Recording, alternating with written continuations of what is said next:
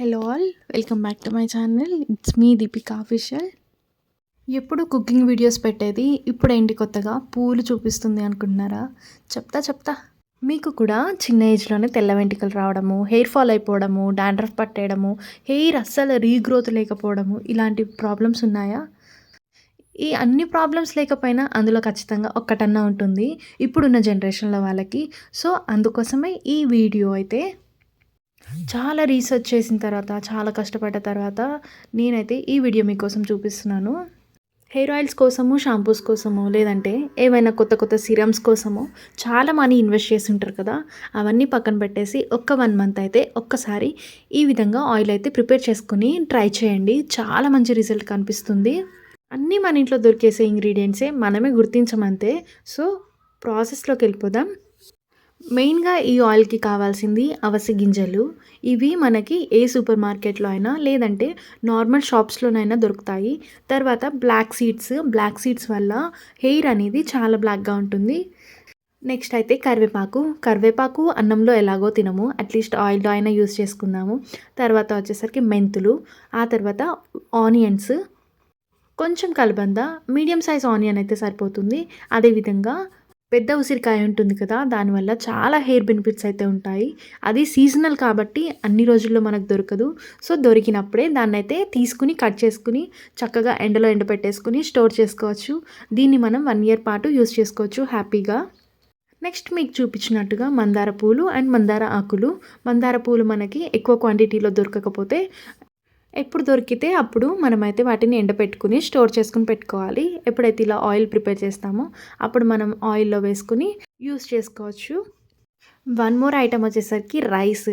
Koreans వాళ్ళ స్కిన్కి and హెయిర్కి రైస్ అయితే బాగా యూజ్ చేస్తారు కదా. రైస్ వాటర్ని హెయిర్కి యూజ్ చేయడం వల్ల కూడా చాలా హెల్త్ బెనిఫిట్స్ ఉంటాయి. బట్ మనం యూజ్ చేయం కదా. సో అందుకే ఆ రైస్ని కూడా కొంచెం తీసుకొని ఈ హెయిర్ ఆయిల్లో అయితే ప్రిపేర్ చేసుకోవాలి. అండ్ ఇంకా ఇందులో మనము బాదం ఆయిల్, లేదంటే బాదం ఉంటుంది కదా, దాన్ని కూడా వేసుకోవచ్చు. దానివల్ల కూడా హెయిర్ అనేది చాలా బాగుంటుంది. ప్రెసెంట్ నా దగ్గర అవైలబుల్గా లేదు కాబట్టి నేను వేయట్లేదు. మీ దగ్గర ఉంటే కనుక మీరు అది కూడా యాడ్ చేసుకోండి. ఇక్కడ నేను చూపించిన ఇంగ్రీడియంట్స్ అన్నీ కూడా మిక్సీ జార్లో వేసుకొని ఫైన్గా పేస్ట్ లాగా పెట్టుకోవాలి. మందార పువ్వులు మాత్రము వాటికి ఉన్న తొడిమలన్నీ తీసేసుకున్న తర్వాత మిక్సీ జార్లో యాడ్ చేసుకోవాలి. అండ్ 1 మోర్ థింగ్, కలబంద అందరికీ పడదు. మీకు పడుతుంది అంటే మాత్రమే ఇందులో యాడ్ చేసుకోండి, లేదు అంటే స్కిప్ చేసేయండి. నెక్స్ట్ అయితే స్టవ్ వెలిగించుకుని ఒక ప్యాన్, కొంచెం మందంగా ఉన్న ప్యాన్ అయితే పెట్టుకోండి. అప్పుడు ఆయిల్ బాగా హీట్ అవుతుంది. ఇక్కడ నేనైతే ఆడించిన కోకోనట్ ఆయిల్ మాత్రమే తీసుకుంటున్నాను. మీరు ఇది అవైలబుల్గా లేకపోతే బయట షాప్లలో దొరికే పారాషూట్ ఆయిల్ ఫ్లేవర్ లేనిది అయితే తీసుకుని ఈ ఆయిల్ అయితే ప్రిపేర్ చేసుకోవచ్చు. సో ఇక్కడ పేస్ట్ అయితే చూపించాను కదా, ఆ విధంగా ఫైన్గా పేస్ట్ లాగా ప్రిపేర్ చేసుకోవాలి. ఎలాంటి వాటర్ అయితే ఇందులో యాడ్ చేయొద్దు.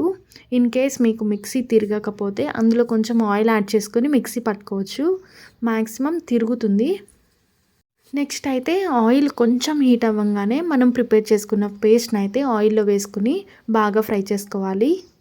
ఈ పేస్ట్ మొత్తం కూడా ఆయిల్లో బాగా మిక్స్ అయ్యేలాగా బాగా మిక్స్ చేసుకోవాలి.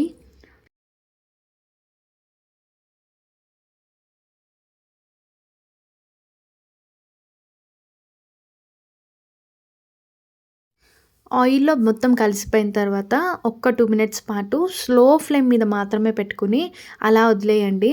వదిలేస్తే మనకి ఆయిల్ అనేది కలర్ చేంజ్ అవ్వడం స్టార్ట్ అవుతుంది.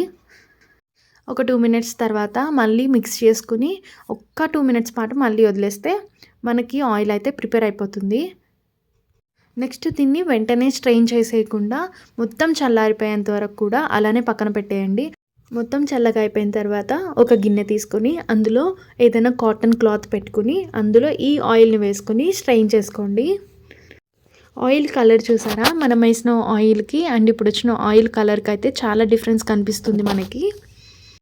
ఆయిల్ మొత్తం బాగా స్ట్రెయిన్ చేసుకున్న తర్వాత దాన్ని ఏదైనా ప్లాస్టిక్ లేదా గాజు కంటైనర్లో పెట్టుకుని స్టోర్ చేసుకోండి.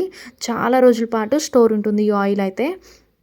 ఇఫ్ ఇన్ కేస్ వింటర్ సీజన్లో అయితే ఆయిల్ని మధ్యలో ఒకసారి హీట్ చేసుకుని మళ్ళీ యూస్ చేసుకోవచ్చు.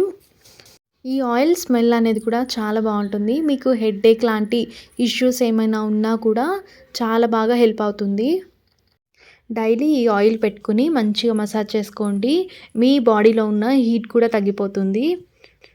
పడుకునే ముందు ఈ ఆయిల్ పెట్టుకోవడం వల్ల నిద్ర లేకపోవడం లాంటి ప్రాబ్లమ్స్ కూడా సాల్వ్ అయిపోతాయి.